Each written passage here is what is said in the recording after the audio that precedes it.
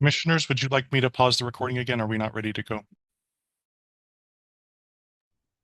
I am ready when everybody else is. Okay.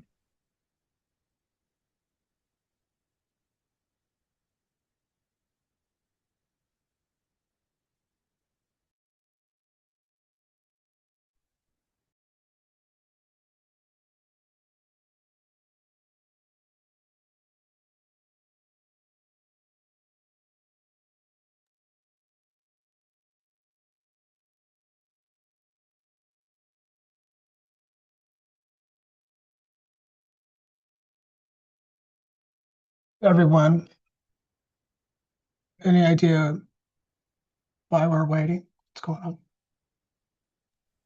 Commissioner, I've just texted Commissioner Chuck to see if he's ready. Yeah, I'm ready. This is your meeting, Commissioner Miller. Okay, so I'm chairing. Very good. All right, let's call this meeting to order. This is a regular Board of Commissioners meeting for Wednesday, May 13th, and we are coming to you virtually. Let's do a call to order. Commissioner Chuck, hello. Commissioner Chuck, present. And I am here as well. That constitutes a quorum. And we're going to begin with recognitions and proclamations. We have a recognition, and it looks like we have Heather Brew with us. Heather, good morning. Good morning. How are you? I'm fine, thank you. Okay. Commissioner Chuck, would you like to read the proclamation and then we'll let Heather present? Sure. Thank you for the opportunity. Before the Board of Commissioners for Lincoln County, Oregon, in the matter of proclaiming May 2026 to be Mental Health Awareness Month, whereas mental health is essential to everyone's overall health and well-being, and addressing the complex mental health needs of children, youth, adults, and families today is fundamental to the future of Lincoln County. And whereas mental illnesses are real and prevalent in Lincoln County, and half of us will have a mental health diagnosis at some point in our lives. And whereas our community has a critical responsibility to provide comprehensive, coordinated mental health services for children, youth, and families, and whereas engaging in prevention, early identification, and early intervention are effective ways to reduce the burden of mental illnesses as well as reduce the burden of other chronic conditions, and prevention, early identification, and early intervention are effective strategies for reducing the burden of mental illness and its impact on co-occurring chronic health conditions. Whereas the Lincoln County Behavioral Health Division and the Public Health Division's mental health promotion team are effectively addressing our community's mental health needs through a unique prevention-focused approach serving youth, adults, and family. And whereas each business, school, government agency, healthcare provider, organization, and community member share a responsibility to promote mental health and well-being for all. And whereas Mental Health Awareness Month inspires millions of Americans to raise awareness, build resiliency, reduce stigma, and find hope. Now, therefore, we, the Lincoln County Board of Commissioners, do hereby proclaim May 2026 to be Mental Health Awareness Month in Lincoln County, and we call upon all individuals, government agencies, public and private institutions to assist in decreasing social stigma surrounding mental health and support, recommit to increasing awareness of mental health, protect their mental health, and understand the need for appropriate and accessible services for all people with mental health challenges, dated this 13th day of May, 2026. Thank you, Commissioner Chuck. Heather, take it away. What is going Yes. on? Thank you so much for having me be here today. I am the Behavioral Health Clinical Operations Manager and Chairperson for our Behavioral Health Quality Assurance and Quality Improvement Committee, and I'm also a clinical social worker. It's an honor for me to be here to speak to you today on behalf of the Behavioral Health Division. I wanted to take a moment to acknowledge the Mental Health Awareness Month. Over the past year, the Behavioral Health Division has developed much needed programs like our Assertive Community Treatment Program, or ACT, which provides intensive multidisciplinary community approach services for those experiencing severe and persistent mental illness. And we've also worked on our mobile crisis, which offers in-person support to those experiencing a mental health crisis anywhere in the community. Our mobile crisis interfaces regularly with our local law enforcement agencies, and we continue to appreciate their partnership. Mobile crisis also supports a 24/7 model of availability to our community, a reflection of the diligence of our crisis program manager and the staff who work tirelessly to support the community around the clock. In 2025, this past year, our ACT team served 19 clients, and our mobile crisis provided services to 514 individuals experiencing a mental health crisis. Such a huge feat to offer our community. Beyond the focus of these two programs, our team continued to support 48 individuals through our civil commitment process, a legal proceeding that provides notices of mental illness to the court and completes the investigation, supports those clients who have been committed to the Oregon State Hospital. We served 51 individuals who were under the Aid and Assist program, those clients who were accused of a crime and cannot participate in their own trial, as they were found guilty except for insanity. In these cases, these clients often remain housed in our jail awaiting admission to the Oregon State Hospital. On the children's side, much like Commissioner Chuck noted, we partnered with 4 school-based health centers in Lincoln City, Newport, Toledo, and Walport to provide services to 187 children and their families. Accessing services through the school-based health center significantly improves engagement in services and offers a reduction in time out of class. The partnership the team has with Lincoln County School District is essential to the success of this program. The Child and Family Program, known for providing traditional outpatient services, provided care to 459 children and their families in 2025, including those connected to child welfare. The Behavioral Health Division specifically provided services to 2,393 unique individuals in 2025, a 24% increase from the previous year. Other services include nearly 1,100 behavioral health assessments, nearly 9,000 individual therapy sessions, and over 300 behavioral health support groups across all populations in an effort to promote mental health wellness and recovery in our community to our community members. In 2025, we also expanded the workforce to include peer support, family support, and youth support, all key positions while working with the mental health population. And this could not have been done without the support of our administrative support and our finance and billing staff. These numbers are a testament to the dedication and commitment our staff exhibit every day. The good work they do saves lives, and I'm honored to be part of the team. We look forward to expansion of our co-occurring or substance use programs in the upcoming year and plan to increase access opportunities to those experiencing symptoms of mental illness throughout 2026 and beyond. We would not be successful without the collaboration we have with our community partners and look forward to cultivating and increasing our connection to others. If you'd like to get more involved with what's happening with our division, our Behavioral Health Advisory Committee is a great way to get involved as a community partner or member.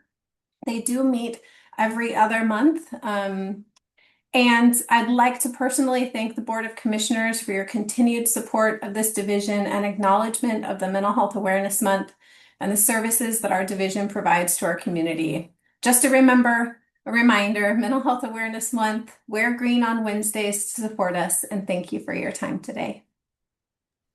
Thank you so much, Heather, for that overview. I have a few questions. Commissioner Chuck, did you want to get started? Any things you want to highlight or questions you have for Heather? You can go first, and I'll jump in after you. Okay. Sounds like you have a few, yeah. Yeah, sounds good. Heather, 9,000 individual sessions. Yes. That is a lot of action. Yeah. That's amazing. And Yes. a 24% increase. So, Heather, can you kind of contextualize that, for us and the audience too? What's driving the increase, more capacity, more people finding out about the services? How do you kind of put that into perspective for us? Well, certainly our work and expansion to connect with community partners, and their awareness of our services has a big part to that. Our partnership with Oregon Health Authority and our Oregon Health Plan, connection with our IHN CCO that provides that service certainly helped to support that. Our workforce improvement as we build up our workforce and our staffing to provide additional services to people also had a significant impact on us being able to serve more. And the increase also of the severely mentally ill in our community that we see through our crisis team and through our mobile crisis services has also contributed to those things. So I don't think that it is one thing. It is certainly a multifaceted piece that has impacted that 24% increase. Heather, we see, or I see, more frequently now, apps like Better Health, for example. Is your sense that does the digital technology as well, facilitated your ability to see more people, and do you find that, an asset, in general, and how's that working out for people to use virtual services?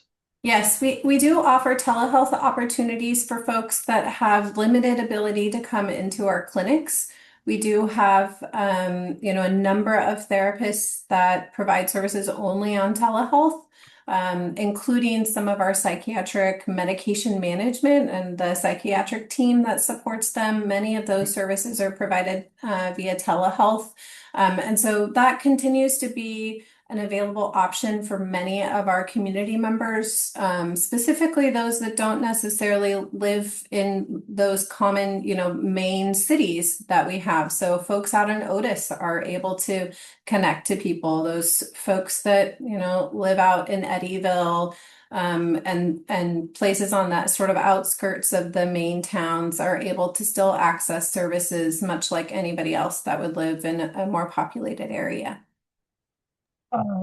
Thank you, Heather. I guess one kind of last sort of question for me is, thinking a little bit about stigma and increasing awareness that, people can improve their lives, and navigate their mental health. Any thoughts to the community who, may be reluctant to tap into these services about, just that as an opportunity, right? That we want people to not be intimidated, and that it can make positive change. Just kind of any Absolutely. thoughts on that? Yeah, there continues to be the work against the stigma of accessing behavioral health services, and we certainly work hard to try and limit those. Our involvement with community partners, connection with the school-based health centers, our FQHCs, to be able to be in places where people are. So it's not like you're entering into a building and it's intimidating. We want to be where people are and connect with people. And I think that's one of the reasons why our mobile crisis team has been so successful, because we're truly going where people are to reach them and, be able to reduce barriers for them accessing services. So. Yeah, thank you for that. I just wanted to, share with the community just from my own experience, and my family, going to a session together. Everybody was a little bit intimidated and nervous about it. And then what we just found was it was a safe place for us to just explore what we were experiencing together. Yeah. And it just, even a few sessions I really thought brought us closer together and helped everybody realize that they have a voice. So appreciate what you're doing and encourage everyone to, seek out help, ask questions, and it can do good things. So thank you for all you're doing, and I will hand it over to Commissioner Chuck. Thank you so much. No, I'll just say thank you, Heather, and for everything that you folks do for the mental health of our county. You've done a great job of getting more person access, to the services, increased access, whether that's through telehealth or going out to see them, which I think is a really big thing that you're doing, because it's a lot easier to ask for help and have someone show up in a less imposing environment. And I talked with Marie a little bit, and she says nothing but good about all the staff and all the hard work you do and the benefits you bring to the county. And I think just the thing about the stigma that it's getting it out there, it's okay to ask for help. I think that's the number one thing, and I think you're doing a great job of doing that. So, kudos to you and the staff and everything you do for the mental health of the county. Thank you so much. Thank you, Heather. Heather, anything in closing for our audience today? Just take care of yourself, be well, and know that if anyone needs support, we're just a call away. Thank you very much. Well, thank you, Commissioner Chuck. I echo your sentiments, and I would entertain a motion. All right. I move that we approve the resolution proclaiming May 2026 to be Mental Health Awareness Month. All right, and I second that motion. All in favor, please say aye. Aye. Thank you. All right. Thanks a lot, Heather. Appreciate your time today. Okay. Have a good one. All right. That moves us out of recognitions and proclamations. We don't have any others. And we are at adoption of the consent calendar. We say that these are items that have been previously reviewed or are routine. Commissioner Chuck, any items you want to highlight, remove, or review? No, it's a pretty full consent calendar, so I'm glad we're doing a lot of work that goes unnoticed, but I have nothing else to highlight and would move to approve the consent calendar as presented. All right, excellent. I second that motion. All in favor to adopt the consent calendar as presented, please say aye. Aye. Aye. Okay, motion passes. We have no public hearings today, nothing under decision and action. And that brings us to discussion and information. I believe we have Greg Price here, possibly Dave Price. I see Dave. Commissioner Dave Price is filling in for Gregory Okay, Price. so Dave's filling in for us. Mr. Lip, can you make sure to pull up his slide deck? I think there is one here. There is. He made some adjustments to it apparently, so I'm going to try to allow him to share it himself. Oh, sure, of course. Yeah, so Mr. Price, let's do what we need to do to get you capable here to bring us through your deck. And so we'll just take a moment and make sure you have mastery over that. Well, thank you. I did just request the ability to share, and if that is complicated at all, I'm happy to use the one that Ken has locked and loaded. I just hit allow, Dave. So if you want to give it a try, I'll stop sharing on my end. Perfect. All right. Let me see if I can start this now. Lake Tahoe. Yeah, just the screensaver. Can you see now? Yes. All right, great. Thank you very much, commissioners. I really appreciate this opportunity. I'm so sorry that Greg Price couldn't be here, especially for the victory lap he is owed, and we'll get to that in a minute. But this is your annual update of activities at the SBDC. As you know, we feel compelled to bring this to you every spring, and I'd like to say it's unrelated to the fact that generally in June, we receive $30,000 of funding from economic development funds from the county to continue these services. I'm sure the two are related, and I've been doing this for you for about 13 years. The last few years, you've had real presenters with our SBDC team, and again, I'm sorry they couldn't be with you today. As you may know, I started at the college as the SBDC director. Before that, I was a client of the SBDC. I'm 100% sold, so if I wax romantic and go off script, just call me back. But here we go. Real quick update. The year just ended was phenomenal, one of the best in our history. We saw almost 395 different individual clients here in Lincoln County. We delivered almost 1,500 hours of service to those clients.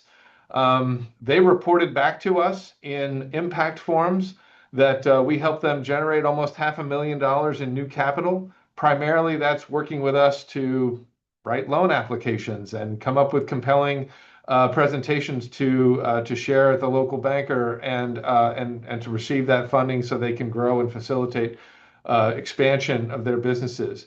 They reported to us that with our help, they created 24 jobs. That's the kind of thing we like to call out, that if someone opened up a business tomorrow that created 24 jobs, it would be on the front page of the Chronicle. And this just happens all the time in our work. Another 11 jobs retained, 16 new businesses started after working with us. Meanwhile, we held 29 different training events, AI for business, accounting. We'll get to some of those in a minute. Generated almost 200 grand in sales growth. And again, the thing about these impacts is this is like the icing. This is a summary look of what we really delivered, because to report these numbers, the client has to sign a form that says, but for the support of my SBDC advisor or team, I couldn't have done this. And that's a heavy leap for someone who owns their own business to say, yeah, I couldn't have done that on my own without the help that I received from the SBDC. So in truth, we believe those numbers to be traditionally something on a factor much higher. So these next few slides, I'm going to scroll through. You've got them in your packet. It just gives you some demographics that we track and we value about the clients we serve, whether they're veteran status, and nearly a fifth of all of our clients this year were either veterans or family members of veterans. And we also talk about the age of business that we serve. The sweet spot for us is new businesses, 1 to 5 years old.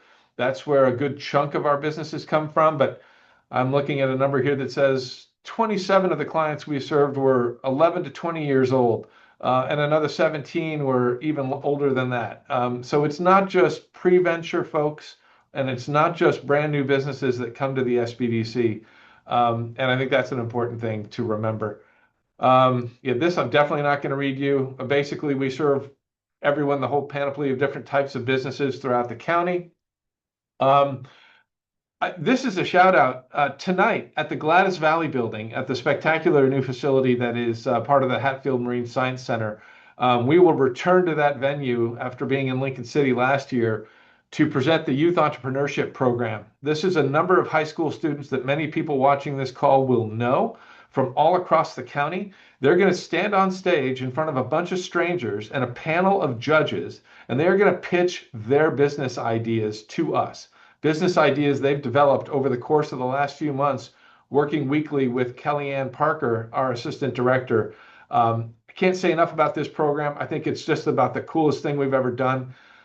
We wouldn't be able to do it without the Oregon Community Foundation, without the Economic Development Alliance of Lincoln County and your support, without the school district, the foundation, and the city of Lincoln City, which has been exceptionally generous as well. We're going to hand out $7,500 tonight to high school students to be able to help start their businesses. And I'll show you in a little bit what some of the students we've served in the past have done. We've got our first ever grant for almost $10,000 from the Oregon Community Foundation, and they're actually sending a video crew to be there tonight to feature us in their annual report. And we are exceptionally proud of that and of the students that are going to be on that camera. We want to share their stories, and to have a partner like OCF and their reach to do that is remarkable. Moving forward, one of our cornerstone programs, program that I took as a business owner, is the Small Business Management Program. When I took it, we had just one flavor of SBM, if you will. It was for everyone. I remember sitting there as a newspaper owner and sitting through a 2-hour workshop about inventory management. It was great, but it had nothing to do with my business. I had no inventory. And it was just the kind of thing you had to accept. And now we have we've sliced and diced small business management to minimize those sessions that are less relevant. So we have one particularly for restaurant. We have one particularly for retail, one for nonprofits, which is just starting up actually tomorrow, as it happens. Our next nonprofit SBM launches tomorrow. And then, of course, the traditional SBM that I took. We've grown from about 12 participants to 83 in the space of about 4 years, which absolutely boggles my mind. This is a commitment. These businesses are signing up for 9 consecutive months of workshops, and they're committing to monthly working with their advisor. So they're working on their business, not just in their business, and we're actually pulling them out of it, repeatedly throughout the month to help them achieve longer term goals. In addition to that, we have a lot of short-term things, one-time, workshops, maybe some that run 3, 4 times. Are one of the most popular and I think impactful is our CCB licensing program. If you know someone who would like to become a contractor, who would like to, whether that's handyman type work, I want to build decks, I want to build sheds, things attached to houses, perhaps you're going to need a CCB license for much of that. And we can help you get that. It used to be you had to study a big thick book and drive to the valley. We can do that right here over 2 days at our Newport or Lincoln City or Toledo, New East County Center, or Walport Center. We try to move it around. And by the end of that 2 days, you've learned the material and taken the test, and you're ready to work with your advisor to submit your application and move forward and get that CCB number stenciled on your van. We also offer QuickBooks. I won't go through all of these, but just a variety of different classes. We get a lot of demand lately, as you can imagine, for our AI workshops and the various ways that you can implement that. And frankly, I look forward to those events because I learn as much from the participants about how they're leveraging these new tools for the smallest types of businesses and even larger ones here in Lincoln County. Such creative ways to use these new tools, which I think speaks well for the creativity of our local entrepreneurs.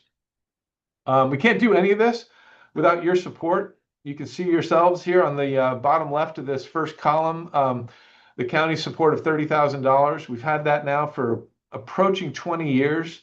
And again, this comes out of video lottery for folks watching. When you see someone at the corner of the restaurant or bar you're enjoying and they're pulling or hitting buttons, I guess you don't pull handles anymore, but they're playing video lottery, the county gets 3% of that earmarked for economic development. And we're fortunate enough, or at least have been in the past up till now, to receive a small piece of that, and we are eternally grateful for it. We try to turn it directly into those metrics that you've seen. The college traditionally has matched us in the neighborhood of $40,000 to $80,000 a year. They've leaned heavily into the SBDC. They've looked at the market and said, small business is crucial to the future of Lincoln County, and it's crucial to our programming and community engagement, and they've really stepped up. You can see our other sources of income. We've listed everything, even $9,700 from the Oregon Community Foundation, or the $6,400 we've generated in income. And that was a long list of workshops I showed you. And you might be saying, that only generated $6,400 in income? Exactly. We scholarship wherever we can, thanks to the support we've received from all of our partners, so that there are very few barriers to take those classes and excel. And speaking of excelling, this is a picture I took last spring. This is Tradewinds Charters in Depot Bay. They just happened to win Small Business of the Year for the entire region. And this was our regional director of the SBA handing Tad Mick and Noli Aiken the award for that. That was kind of the biggest feather in our cap in years. And we kind of thought, wow, that was our victory lap. That was until last Tuesday, when the director of the region returned, and here she is handing Greg Price, our director, the award for the Center of Excellence and Innovation for the entire region, which includes Alaska, Washington, Idaho, and Oregon. It's been 30 years since this center has won this award. It's not something that comes daily, and it is a direct result of the metrics you've seen and the creativity that Greg and his team have brought to the table. And I just want to shout that out and thank everybody who attended. We had a great crowd in the Commons last week and a nice celebration. And then I do want to call out that tonight's YEP event that I'll be at. I'll look forward to seeing anyone who wants to join me. That event has seen a number of businesses start. One of them is Oregon Coast Taxidermy. This gentleman, Judah, from Walport High School, won our very first YEP event.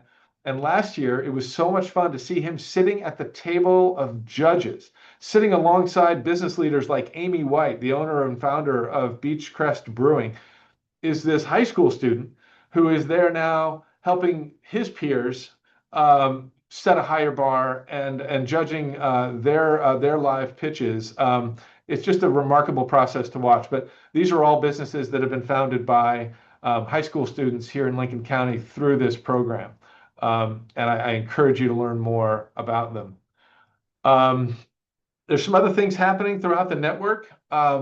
As great as things are going here, and we've never been as productive as we are right now, and we've certainly never had the attention and accolades that we've had right now. But things are not the same elsewhere. Not every institution, not every community college is growing at the rate that Oregon Coast Community College is growing, and therefore isn't able to support their centers at the same level. We've had a couple of closures. Not too long ago, the network tried to open a new center on its own in Columbia County. That center has been shuttered and moved to Clatsop. Eastern Oregon and Southern University have both closed their SBDCs, and we're reopening them in those markets on our own as standalone organizations. And then Lynn, Benton, and Rogue are facing the same kinds of situations. And I just wanted to call that out because it's real, and because I hope that those centers return to those organizations in the not too distant future. But when you hear about what it's like when some colleges are slashing budgets and making difficult calls, closing community education, non-credit offerings, we're doing quite the opposite here on the Oregon coast. We're growing in all these areas, and I don't think any of it would be possible without the partners and supporters you saw on that slide 2 slides ago.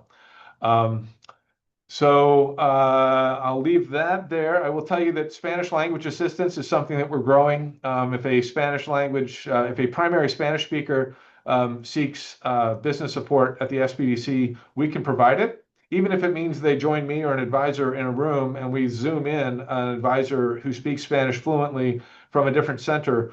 We will serve that need and get those folks the answers they need without delay. Our team here is remarkable. You would be normally hearing from Greg, which is why his name is not on this list, but Greg is our amazing rock star director. He's also serves as the director of the Columbia Gorge SBDC. When I hired him to do that as former SBDC director, I knew what I was looking for. And I started we're the very first center in Oregon to have a shared director. I thought we could save the institution a little bit of money, and every time we can save taxpayer dollars, that's what we want to do. And also find the most creative and successful person that I could find in the state to bring that magic dust to Lincoln County. Just so happens that Greg was born and raised in Depot Bay. His first job was at the Spouting Horn, working for Betty Taunton and learning about restaurant and hospitality in one of the most ideal environments to do that. And so it's a homecoming for him, and he's been remarkable. And I can't say enough about the team that you see here. In fact, I brought a photo of them for you as well. This is last Tuesday at our Newport campus after they received the trophy that Kellyanne is holding there. So my hat is off to our crew. They're exceptional. We have depth in areas where someone's an expert in accounting and bookkeeping software. Another one is an expert on digital marketing. Another one is an expert on SEO, website design, and AI. Whatever your needs, we can assign you that advising. And by the way, in case I haven't mentioned it, the most important thing about advising is at the SBDC is because of our support from all of you and our supporter partners, doesn't cost anything. It will never cost you a dime to have advising as often as you need it at the SBDC. And that's not just if you're a business owner, but it's if you are prospective. One day I would like to come see us. There's no charge. And with that, I'd be happy to do my best to answer questions on behalf of Greg and his team. Oh, thank you so much, David. Commissioner Chuck, do you want me to start? Would you like to start? I just have a number of questions. I'll try to make them as short and sweet as possible myself. I'm still writing a few of my thoughts down, so go Okay. ahead. Okay. Mr. Price, thank you, and kudos to the other Mr. Price. I mean, what an amazing story, and congratulations for that success. Dave, I was thinking about in my mind, especially with, the pitch event tonight, startups, right? Tend to think of Small Business Development Center as those services provided to startups. But, as you've highlighted, it's this continuity. What are kind of some common things you think, Dave, that even a well-run business might say, wait a second, here are some things I can pick up from SBDC that I might not have thought of. Anything stand out to you? Yeah, I don't want to use AI as a scapegoat or just the hot word du jour over the last couple of years, 4 years, but um, frankly, there's just been tectonic shifts. The ground is moving underneath us, and it's real difficult if you've you know I'll go back to my story. I started a newspaper in 2005 in a market that I really, really knew. I'd been here since '96, and then rolled the dice, moved back, brought my babies, and decided we're all going to make a go of it and quit our jobs and try to build a future in Lincoln County. And it was a tremendous risk. And then it was made a little worse by in 2008, a thing called the iPhone was introduced, and I thought, well, this is an odd time to be in paper media. And then the iPad, and then Facebook for business, started in 2008 after launching in 2004 as a platform. So I've seen the kinds of changes that our businesses today are dealing with. Now today it's different. It's AI. But it's a constantly changing and evolving social media frame. I mean, one example, Casey, is we've Commissioner Miller, forgive me. We've talked about SEO for years. How do I get my website to appear well on Google? Um, it's amazing how many of those lesson plans we might as well just shred because we're not going to teach people what we taught them last year. Because now it's not SEO, it's generative search optimization. How do you find yourself at the top of someone's search when they're just turning to ChatGPT or Claude or their other AI source, or Gemini in Google, to when they Google that business, it's an entirely different experience. And you can't approach it the way you did 24 months ago, because you're not going to score the way you want. You're not going to be found by tomorrow's customer. And it's that kind of thing, Commissioner Miller. Yeah, thank you for that, Dave. I think that sort of kind of answers another question I had for you, which is, how we stay aware of being agile, because you speak to like the search, Google looks so different these days than it looked 4 years ago, right? And making sure that small businesses understand how to stay out there, stay competitive, stay seen, if you will. Dave, you speak from experience. You worked for an organization, then you went solo. Now you're back at the college. There are other workforce development areas, I guess, that the college is also in parallel with SBDC. I mean, it brings this kind of subject matter expertise in general to, how small businesses and businesses run in the county and how they can optimize. Could you just briefly talk about that kind of workforce development and kind of how SBDC sort of buttresses into the other, coursework provided by the college? Hope that makes sense. Uh, I think it does. I'll take a stab and tell me if I'm off base, but I think workforce development is crucial to what we do. And while our mission is to serve entrepreneurs and would-be entrepreneurs primarily, that's what the SBA sets us out to do. And they want to define our work with their $40,000 a year contribution to what we do. While that's now a fraction of our annual budget, it still defines our work, which is, again, free advising. That's top of the line.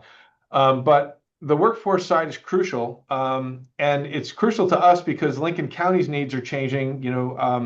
We heard this at the Economic Development Alliance's Economic Summit this year, and we need to be able to deliver what the changing maritime workforce needs, the maritime research, the maritime, of course, the traditional fishing, and and to build up programs like our, I'm going to stray a little bit from SBDC here, but not necessarily, but in welding and in other trades development, we're greatly expanding our pre-apprenticeship program even before our new trades building is constructed. And by the way, that's under construction on our Newport campus. I encourage people to drive by safely and take a look from a distance. We're working on the foundation right now.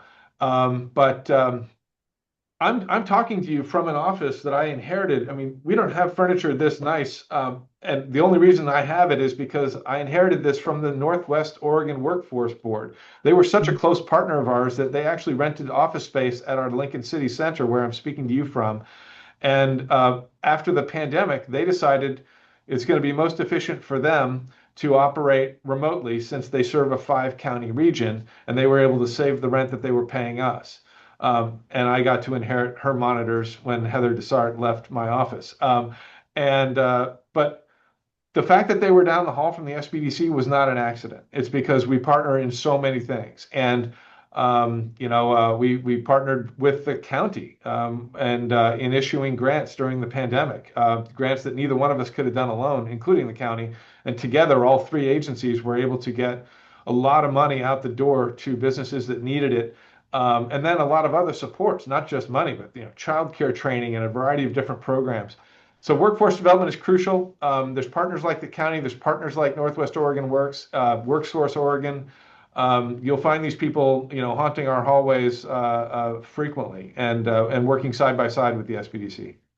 Thank you, Dave. Yeah, I'm going to hand it over to Chuck here in just a moment. I just want people to understand that, this asset, the college, the Small Business Development Center, I mean, it's really such a great resource and it's so wide ranging that, I know we're happy to support you and we appreciate everything you're doing, the sophistication and then also the lived experience. So, Mr. Price, thanks for your time. And with that, I'll hand it over to Commissioner Chuck.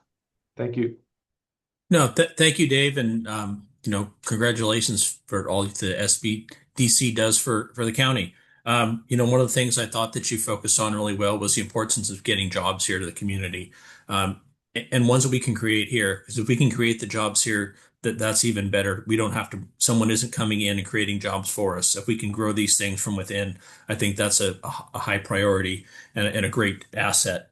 And then filling in gaps.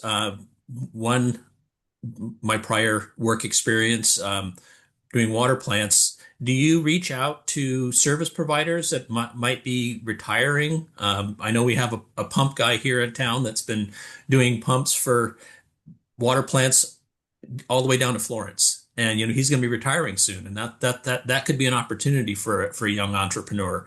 I didn't know if that is that something that you considered? Well, absolutely. There, and I'll tell you, Walter. I'm sorry, forgive me, Commissioner Chuck. The back when we first wrote a grant, it was to the Meyer Memorial Trust, and it was for $250,000, and the SBDC had a small role in that application to start a nascent welding program at Oregon Coast. It was partially driven because of exactly what you just described, only with welding. And you could look at any community and identify, and you could put all the welders in any one of the towns in Lincoln County into a Volkswagen Rabbit. I mean, we had Mike Pauley welding, and that was it in Lincoln City. And there was a tremendous thing. What happens when these people retire? Who's learning the next set of skills? So yeah, short answer, I guess, or long answer, we do try to identify those folks and those gaps that are coming. And generally speaking, we rely on comments exactly like the one you just made. That's why we have to have so many partners, and we call them listening posts. We try to have as many people in the community. Like, you will not attend a Waldport Chamber breakfast or a Rotary Club in Toledo or whatever without seeing Marshall or one of our SBDC advisors or myself in the room. At least that's our goal, because we want to hear when people share stories exactly what you just did, and then say, how can we address that? Yeah. Is that something we can help with? Yeah, no, and thanks for that, because job creation is great, but also retention and in keeping these businesses in these communities. it's really tough when you have to call over to the valley and get someone over here to do a job that I would prefer be done here locally.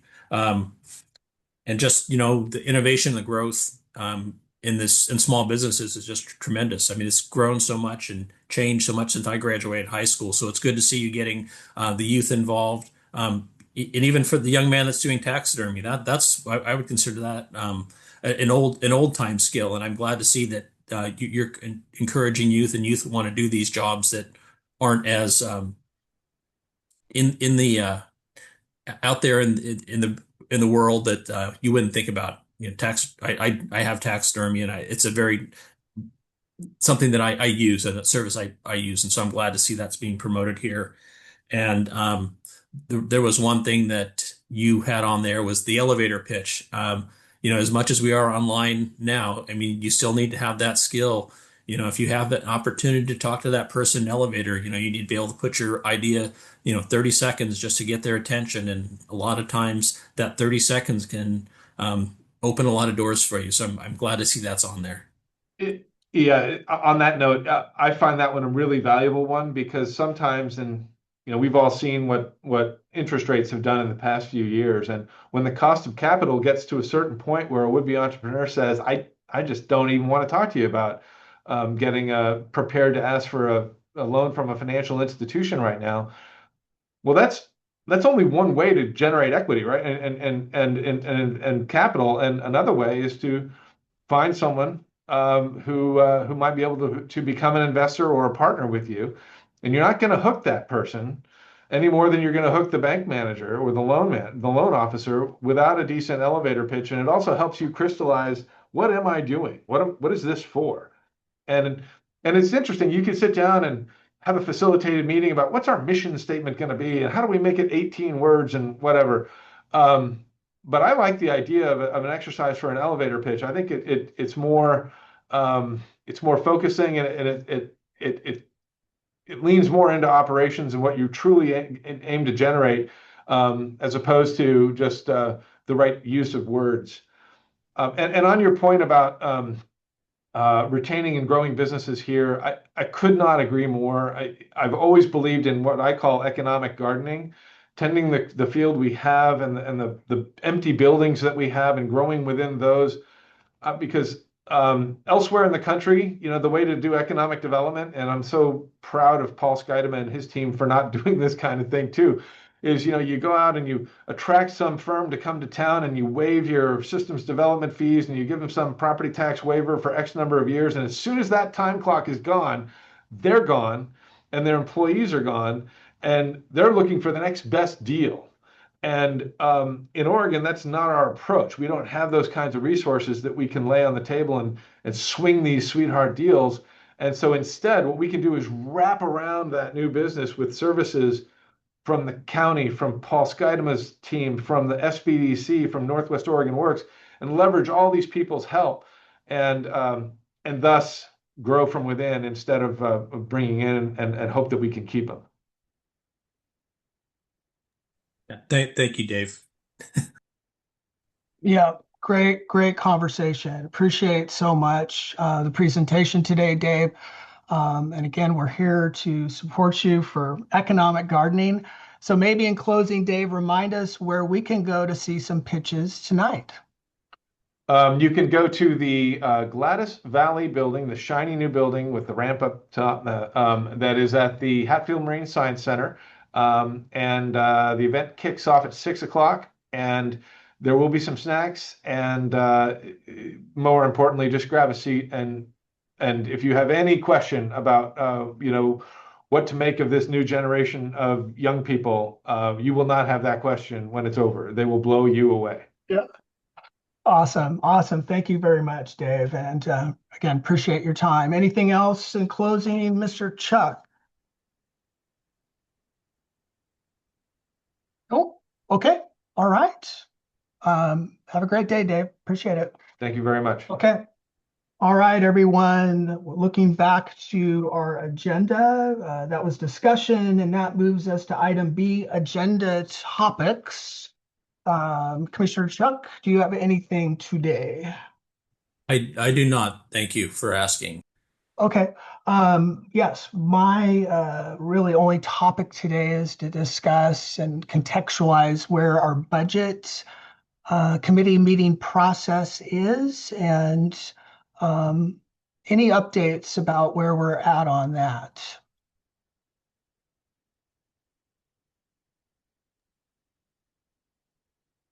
Commissioner Chuck? Yeah, no, other than the budget schedule that was sent out a month and a half ago, that's where I know we're at with our process.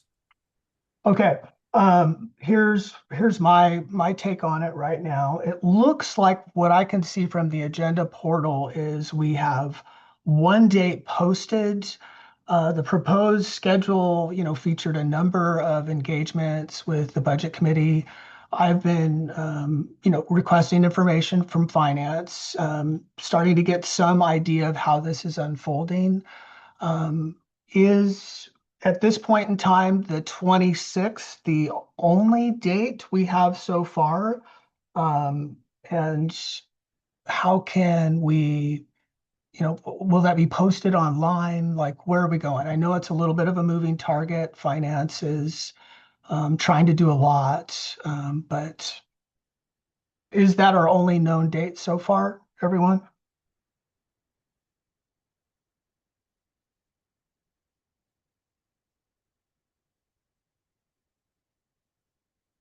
Council Yule, are you talking or? Yeah, Mr. Lip was just stepping out. Oh, So Mr. Lip just created the meetings, which is going to be like a separate webinar for all the budget hearings. uh-huh. So I will find out. He created them as a series, and so it starts with the 26. So I wonder if that's why they're not appearing separately because it's part of one series. But I'll find out from him if he can make sure on the agenda portal that all of those appear. But they should reflect what was sent out in the schedule, which Commissioner Chuck referenced about a month and a half ago. So all those dates are still the same dates. Okay. What I am seeing, just so you guys know, I've got that proposed schedule as well. Originally it looks like we were going to have a series of meetings next week. And again, like you say, maybe we're just in the process of bringing this all up to date. What I think would be really helpful is if we can just make sure to, have them on the calendar section of finance. We historically kind of show where we're meeting, what we're doing, so everybody can kind of understand what's happening, where those meetings are going to be held. I'll certainly be forwarding, requests myself to staff to just try and make sense of it because I can see emails are coming in. People are having questions and kind of wanting to know when and where everything is going on. And as the public is listening, remember that proposed budget is something everybody will get a chance to look at, provide feedback, ask questions. That's really the idea of the budget committee process. So I think it sounds like stay tuned. Published information is coming. And so everybody kind of feel like maybe that's where we're going. We're just getting it out there and just haven't quite got there yet.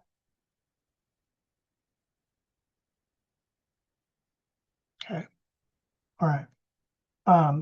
So anyways, please let's get that information online so we can all be on the same page together. Would really appreciate it.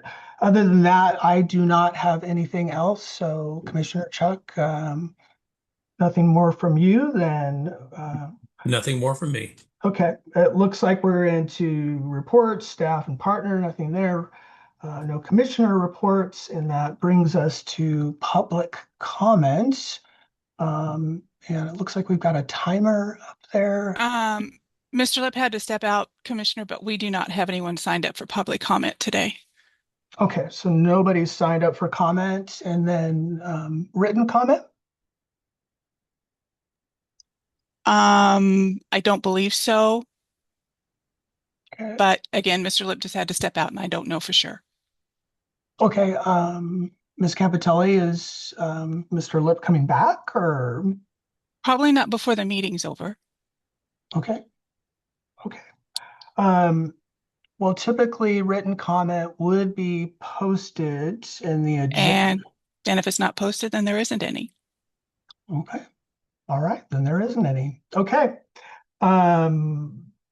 That ends public comment for us. No executive session. Looks like, according to the agenda, the next meeting of the regular Board of Commissioners meeting is Wednesday, June 3rd. And unless there is anything else before we end the meeting today, Council Yule or Commissioner Chuck? No. Enjoy the rest of your day. Right. Well, then at 10:57, thanks everyone. We are adjourned. Thank you.